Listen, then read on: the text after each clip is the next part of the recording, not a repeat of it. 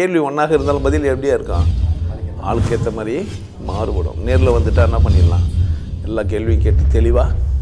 அதுக்கு தான் சத் சங்கம். என்னுடைய நோக்கம் எல்லாம் மனிதர்கள் எல்லாம் மகிழ்ச்சியாக இருக்கணும், அவ்வளோதான்.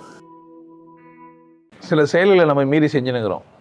பஸ் ஸ்டாண்டில் ஒரு 10 ஃபிகர் நிற்கிது பஸ் ஸ்டாண்டில். ஆனால் ஒருத்தர் மேலே மட்டும்தான் எனக்கு அட்ராக்ட் ஆகுது. என் ஃப்ரெண்டுங்களுக்கெல்லாம் அந்த பொண்ணு பிடிக்கல, ஆனால் எனக்கு மட்டும்தான் பிடிக்குது. ஏன்னு கேட்க முடியும்னு நினைக்கிறீங்க? அது கருமம் என்னன்னு இன்னும் கூட தெரில. அது ஏன்னு தெரில. அது என்ன மாயமோ என்ன ஜாலமோ. உலகத்தில் 1 கோடி பேர் இருப்பாங்க. நான் யூனிவர்சிட்டி, மெட்ராஸ் யூனிவர்சிட்டியில் தமிழ் லிட்ரேச்சர் எம்ஏ பிஏ ரெண்டுமே. எனக்கு ஃப்ரெண்டெல்லாம் இருந்தாங்க. நீங்கள் கேர்ள் ஃப்ரெண்டுன்னு வச்சுங்க, அப்படி தானே? என்னையும் தேடுறீங்க, இங்கே தான் நிறைய பேர் இருக்கிறாங்களே, என்ன கோடி ஆம்பளை வரலாம், ஆனால் நீ இல்லை அப்படின்னாங்க. எனக்கு 2-3 விஷயம் சொல்லி கொடுத்தாங்க அவங்க. நீங்கள் ரொம்ப அழகாக இருக்கிறீங்கன்னு சொன்னேன், நீ அப்படி பார்க்குறேன்னாங்க. என்னையான் தேடுறேன்னு சொன்னேன், நிறைய ஆண்கள் இருக்கலாம், ஆனால் எனக்கு தேவையான ஒரு ஆண் அது மட்டும்தான் நமக்கு என்ன பண்ண மாட்டேங்குதுன்னா தெரிய மாட்டேங்குது. ஏனோ எனக்கு பிடிச்சிருக்குது யாரையோ, அது யாராலையுமே கண்டுபிடிக்க முடியல இன்னும் கூட. எதனால் அவங்கள கூட 2 பேரும் பின்னிறாங்க. ஏதோ ஒன்று, ஆனால் எதுன்னு மட்டும்தான் சொல்ல தெரில.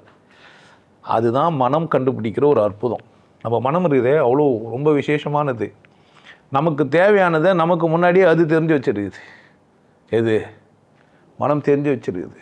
நம்ம யாரை மட்டும் மதிக்கிறது இல்லைன்னா நம்மளை மட்டும்தான் மதிக்கிறது இல்லை. பிரச்சனை எங்கடான்னா, இந்த சமூகத்தில் சொல்லி தருவாங்க, அழகுன்னா இப்படி இருப்பா, உயரமாக இருப்பா, ஒல்லியாக இருப்பா, ஏதோ ஒன்று ஒட்டகத்தை கட்டிக்கோ, கட்டியாக ஒட்டி, இது மாதிரிலாம் பல பாட்டுங்கள்லாம் நம்ம கேட்டு இப்போ ஒட்டகத்தை தேர்ந்து வைப்போம். புரியுதா என்ன சொல்கிறேன்ட்டு? எதனாலன்னு கேட்டிங்கன்னா, மனம் சொல்லும் இது உனக்கானது இல்லைன்னே, ஆனால் உள்ள ஒரு பெரிய போராட்டம் நடக்கும். அவளை பார்த்து இடம் போடுவோம், அசிங்கமாக, அழகா, ஏழையா, பணக்காரியா, ஜாதியெல்லாம் வர வந்துச்சு. இங்கே பல காரணங்களை வச்சு இடம் போடுவோம். ஆனால் தெரியவே தெரியாது, உண்மையிலேயே நமக்கு தெரியாது ஏன் நமக்கு இது பிடிக்குதுன்ட்டு. நீங்கள் எப்போனா யோசிச்சிங்களா என்னென்னலாம் தெரியாது, உங்களுக்கு தெரியாது. உங்களை தாண்டி இது நடக்குது. ஆமாவா இல்லையா? ஆமாம் தான். அப்போது இந்த மனதுக்குள்ளே ஏதோ பண்ணி வச்சுக்கிறான் கடவுள் நமக்குள்ளே. நம்ம சாவணுன்னா தூக்கு மாட்டுறது பிடிக்குது, தூக்கு மாத்திரையெல்லாம் வாங்கி போட்டுக்க பிடிக்குது. ஏன் பிடிக்குதுன்னு அவனுக்கு எல்லாம் அடுத்த வினாடி போய் கேட்டு வேறு ஆளாகிட்டு இருப்பான். அன்றைக்கி நிறைய சூசைட் அட்டன் பண்ணலாம் போய் கேட்டு பாருங்கள், என்ன அன்றைக்கி அவங்களுக்கு அப்படி தோணியிருக்கோம், அப்புறமா வேறு மாதிரி ஆயிடுச்சு. எங்கேருந்து தோணுது அது? அப்போ என்கிட்ட தான். நான் தான் சொல்லணும், நான் நல்லவன், நான் உண்மையானவன், நான் சரியானவன், எனக்கு கடவுள் தெரியும், நான் சொன்னால் தானே உனக்கு புரியும். சொல்லணும் எப்படி புரியும்? சொன்ன பிறகு நீ என்னை கேள்வி கேட்குற அதிகாரம்லாம் இருக்குது. எப்படா உனக்கு கடவுள் தெரியும்? நீ தலைகழி நின்று பார்த்தியா? அது ஜெட்டி போட்டுருந்தா, கோமணம் கட்டியிருந்ததா, இல்லை சும்மா சுற்றி இருந்ததா, அது ஆம்பளையா பொம்பளையா கேட்கலாம் நீங்கள் என்ன. புரியுதாண்ணா சொல்கிறேன்ட்டு? ஆனால் யான்னு என்னை பிடிச்ச ஒருத்தருக்கு என்னை பிடிக்காமல் போகுது யான்னு நம்ம கடவுள்கிட்ட வேண்டிக்கணும். கடவுளே என்னை எல்லாருக்கும் எப்போதும் பிடிக்கணுன்ட்டு. ஏன் யாருக்கு எப்போ பிடிக்காமல் போயிட்டோன்னே தெரியாது. புரியுதாண்ணா சொல்கிறேன்ட்டு? உசுர் என்னோட இருக்கையிலே நீ மண்ணோடு போவது எங்கே, அந்த மாதிரியான நேசம்லாம் இருக்கும். அதனால் நீ கேட்கணும் கேட்காமலாம் இல்லை. என்னை பிடிச்சா ஏற்றுக்க, பிடிக்கலாம் விட்டுன்றேன். நான் ரொம்ப சுதந்திரமாக வாழ்ன்றேன். ஆனால் உன்னை மதித்து உங்ககிட்ட கேளு, ஏன் இந்த மனிதனை பிடிக்கல அப்படின்னு யாரை கேட்கணும்? உன்னே கேட்கணும். ஏன் இந்த மனிதனை பிடிக்குது, அதுவும் யாரை தான் கேட்கணும். இதுக்கான பதில் நான் சொல்ல முடியாது. ஏதோ ஒன்று அப்படிதானே. ஏதோ அது சுற்றி விட்றாங்கல்ல பேங்கு, அதுவா இல்லை சிலிவ்லெஸ்ஸா, லிப்டிக்கா, இல்லை நடக்கும்போது தூக்கி நிற்குது, இதெல்லாம் சும்மா பொய் காரணங்கள். இதெல்லாம் பொய் காரணம். இதெல்லாம் கிடையாது. இதெல்லாம் அப்புறம் நமக்கு தெரியல. யாருக்குன்னா தெரியுதா என்ன? நீங்கள் சொல்லுவீங்களா என்ன? ஒரு கவலம் சாப்பாடு அதிகமாக சாப்பிட்றீங்க, மீன் குழம்பு பிடிக்காதுன்னு பொய் சொல்கிறீங்க, அந்த குழம்பு தான் நிறைய சாப்பிட்றீங்க. ஒருத்தர் பிடிக்காதுன்னு சும்மா சொல்கிறீங்க, ஆனால் அவங்களே தான் நினச்சின்னுக்கிறீங்க அடிக்கடிக்கு. புரியுது என்ன சொல்கிறேன்ட்டு? இதெல்லாம் எங்கே நடக்குதுன்னு நினைக்கிறீங்க? எனக்குள்ளே. எனக்கு தெரியாதுன்றதுல கவனமாயிட்டேன். தெரியாது, சந்தோஷமாக இருந்தால் செய்வேன், துக்கமாக இருந்தால் செய்ய மாட்டேன். எனக்கு தெரியாது, இதில் சரி தப்பு யோசிக்க முடியாது. புரியுது என்ன சொல்கிறேன்ட்டு? நம்ம சொல்லி கொடுப்பாங்க, ஏய் போய் அந்த பொண்ணை அவள் ஆல்ரெடி 4 பேரை பார்த்துட்டு வந்து விடான்னுவான். எனக்கு அவள் தானே பிடிக்குதே. புரியுது என்ன சொல்கிறேன்ட்டு? 4 பேர் பார்த்துட்டு வந்தால் எனக்கு நான் எனக்கு பிடிக்குது அவ்வளோ தானே. நிறைய பேர் எனக்கு பிடிக்குதுன்னு வாழ்த்து இருக்குல்ல. யாருக்குன்னா பிடிக்கலன்னா எனக்கும் பிடிக்கலன்றது, யாருக்குன்னா பிடிச்சதுன்னா எனக்கும் பிடிச்சதுன்றது. எங்கடா கூட்டம் அதிகமாக போகுதுன்னா, கூட்டம் அதிகமாக போனால் அந்த இடத்துல நிறைய கூட்டமாக போயிடுது. இன்னும் இல்லாமல் போகிறாங்கன்னு வர சொல்கிறது. யாரை மட்டும் கேட்குறது இல்லை. அவன் என்ன கேட்டால் அதுக்கு பதில் எனக்கு தெரியாது, ஆனால் எனக்கு அது பிடிக்குது, நான் அதை விரும்புகிறேன், அவ்வளோதான். இதில் வெட்டு 1 துண்டு 2 தான். சாவ பிறந்தேன், சந்தோஷமாக இருக்கணும், இது எனக்கு சந்தர்ப்பம், அவ்வளோதான். சொல்கிறவங்களாம் 1000 சொல்லுவான். புரியுதா? ஏன் எனக்கு பிடிச்சதை செய்யறதுக்கு தான் நான் வரேன். நீங்கள் இன்னும் தான் டக்கரிச்சாலும் உங்களுக்கு பிடிச்சது தான் செய்வீங்க, அது தெரியுமா? வெளியெல்லாம் கிஸ்ட்டுனா பண்ணுவீங்கன்னு நினைக்கிறீங்க. பிடிச்சது தானே செய்வீங்க. உங்களுக்கு சொல்லி கொடுத்துருவாங்க பீப் பிரியாணி சாப்பிடக்கூடாதுன்ட்டு. இவங்க வந்து என்ன நினச்சிங்கன்னா, பீப் பிரியாணி சாப்பிடாத ஒரு சமூகத்தில் வாழ்ந்துட்டு வந்தவங்க எல்லாம் பிரியாணி போடுவீங்களே, பீப் பிரியாணி போடுவீங்கன்னா இவங்களே என்ன சொல்கிறாங்க, தெரியாது. அப்போ அப்படி தான் இருக்குது இந்த உலகம். புரியுதா? தெரியாது என்ன பண்ணா, இங்கே தர்மம், நியாயம், சரி, தப்பு இதெல்லாம் பொய் சொல்லுங்கிறாங்க. அப்படி இல்லவே இல்லை. ஏன் ஊரில் எடுக்குது தெரியாது. ஏன் பிறந்தீங்க சரியாக கேட்டா, எனக்கு தான் சொல்லுங்கிறேன், சந்தோஷமாக இருக்க முடியுமான்னு பார்த்து சந்தோஷமாக இருந்துருங்க. ஏன்னா தெரியாது உங்களுக்கு. நமக்கு மரணம் எப்போ வரும் தெரியாது. ஆனால் வர வரைக்கும் சந்தோஷமாக இருக்கலாம்.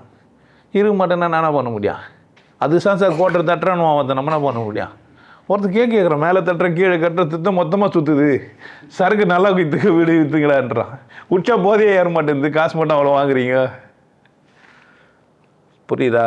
அப்புறம் உண்மைன்றது என்ன பண்ண முடியாது, தெரியாது. ஸோ கர்மப்பதிவுகளெல்லாம் நம்ம மனசுக்குள்ளவே இருக்கிறதுனால அந்த மனம் அதுக்கேற்ற மாதிரி சிந்திக்கும். நான் நிறைய இடத்துல சொல்லியிருப்பேன், நான் பண்ண பாவத்தினால எனக்கு தோணும் திருப்பதிக்கு பஸ்ஸெல்லாம் போவோம், நடந்து வரேன் பெருமாளே அப்படின்னுவேன். அலமா ஜெட்டி கீழே சைடில் 2 பக்கம் அர்த்தக்கும் விரிச்சின்னு நடுப்பேன். பெருமாள் சொன்னார் விரிச்சி நடுன்னு.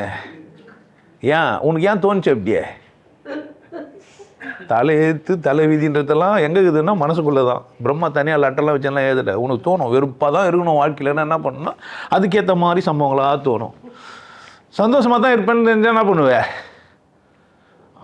எப்போவுமே நான் எப்படி தான் இருப்பேன், என்ன வேணால் நடக்கட்டும், நான் எப்படி இருப்பேன், சந்தோஷமாக இருப்பேன். எனக்கு நடக்கிறதெல்லாம் எனக்கு சந்தோஷத்துக்கு தான். என் நடக்கிறதெல்லாம் எனக்கு இதுக்கு தான், சந்தோஷம் தரத்துக்கு தான் நடக்கு. என்னை 4 பேர் திட்டுறதே என்னை சந்தோஷமாக வச்சுக்கிறதுக்கு தான். இல்லைன்னா சொன்ன கெட்டு போய் கம்முன்னு இருப்பேன். வாழ்க்கைன்னா ஒரு உத்வேகம் இருக்கும். நல்ல சுரியில்னு வெயில் காஞ்சா தானே நல்லா இருக்கான். இல்லை மந்தமாகிடாது. எப்போ பார்த்தாலும் வெயில் காஞ்சா நல்லா இருக்காது. டக்குன்னு என்ன பண்ண தேவைப்படுது, சில்னஸும் கொஞ்சம் தேவைப்படுது. 26 வச்சுக்கிறாங்க பாரு. வெளியே எவ்வளோ இருக்குன்னு நினைக்கிறீங்க இப்போ? அதுவும் தெரியாது. சரியா? இப்போ தெரியுமா தெரியாதா? நான் நிறைய இடத்துல சொல்லுவேன், தெரியாதுன்னே வாழுங்க. எப்படி வாழுங்க? தெரியாதுன்னே வாழுங்க. என்ன பிரச்சனை? எனக்கு தெரியாது வாழுங்கன்னா எப்போ சாவேன் தெரியாது. ஸோ சரி, யாருன்னா இல்லை லட்டுக்கிட்டு கொடுத்து முன்னாடியே நமக்கு சொல்லி அனுப்பிச்சாங்கன்னா பரவாயில்ல. ஏற்கனவே நான் எஸ்எம்எஸ் அனுப்பிச்சேனாடா, ஏன்னா உனக்கு தெரியாதான்னு கேட்கலாம். உங்களுக்கு யாருன்னா எஸ்எம்எஸ் அனுப்பிச்சாங்களா? கவனமாக தெரியாதுன்னே வாழ்ந்தீங்களா சில விஷயம் தெரிய வருது. நான் அங்கேயும் சொல்கிறேன், தெரியாதுன்னு நீங்கள் வாழ்ந்தீங்கன்னா கனவுல நிஜத்தில் எதிர ஒருத்தரை நான் இன்றைக்கி பார்க்க போகிறேன்னு முன்னாடியே எனக்கு தெரியுது. சில நேரத்துங்களில் தான் ஒரு ஆள் இப்படி வர போகிறாங்கன்னு எனக்கு தெரியும். நான் இந்த குடில் கட்டும் போதெல்லாம் அவங்க ஜீவாயாக்கெல்லாம் தெரியும். நான் அப்பயே சொன்னேன், யாரோ ஒருத்தி வருவா அப்படின்னா முதல்லே சொல்லிடுறேன். இங்கே நடக்கிற சம்பவங்களெல்லாம் முதல்ல நான் சொல்லிடுறேன். இப்படியெல்லாம் இருக்கும், இப்படியெல்லாம் ஆவேன். புரியுது என்ன சொல்கிறேன்ட்டு? தெரியாதுன்னு வந்தால் தெரிஞ்சுக்கிறதுக்கு ஆசை இதுவாக இருக்கும். உனக்கு பிடிக்குதா இல்லையான்னு யாரை கேட்கணும்? யாரை கேட்கணும்? நீங்கள் கேட்டு வாழுங்க, உங்களை மதிங்க. யார் என்ன பார்க்குறீங்க? எதனா மைய வச்சிட்டிங்கன்னா, புடவை கட்டிங்கன்னா, தூக்கினாந்தீங்கன்னா யாருமே பார்க்கலன்னா அவமானப்பட்டு யாருமே பார்க்கலன்னு புதுசாக கட்டி வந்தோம் இல்லை? ஒரு பாட்டு வருமா, என்ன அது சொல்கிறாங்க, என்னவோ பாராட்டலையாண்ணா அது மாதிரி தாலியை வேஸ்ட்டுன்றாங்க. சரிண்ணே சேலை வேஸ்ட்டு, அது மாதிரிலாம் கிடையாது. உங்களுக்கு பிடிச்சிக்குது இல்லை, வேஸ்ட்டெல்லாம் கிடையாது. உங்களுக்கு பிடிச்சதுன்னா அது எதுவுமே என்ன இல்லை. 20 நிலவு விரலில் வெட்டின நகங்கள்லாம் புரியுதா நான் சொல்கிறேன்ட்டு?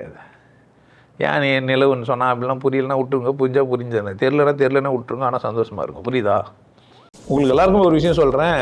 ஆனந்த வாழ்வு அப்படின்ற ஒரு கோர்ஸ் யூடியூப்பில் போட்டு வச்சுக்கோங்க. Happy life course. நீங்கள் மெம்பர் ஆனீங்கன்னா ஆனந்த வாழ்வு கோர்ஸை நேரடியாக நீங்கள் யூடியூப்பில் பார்க்கலாம். ஃபேமிலியாக டிவியில் போட்டு என்ன பண்ணலாம், எல்லாரும் ஃபேமிலியாக போட்டு பார்க்கலாம். ஒருத்தர் தான் சப்ஸ்கிரைப் பண்ணீங்க, 5 பேர் 6 பேர் என்ன பண்ணலாம்? நீங்கள் அதை பார்க்கலாம். வாய்ப்பு பயன்படுத்திக்க பாருங்க. நல்லா இருங்க, சிறப்பாக இருங்க, கொண்டாட்டமாக இருங்க. உங்களை நீங்கள் மதிப்பு மிகுந்தவராக மாற்றுறது உங்கள் கையில் தான் இருக்குது. நல்லா இருங்க. நான் ஒரு வாய்ப்பு என்னை பயன்படுத்திக்கலாம். நல்லது.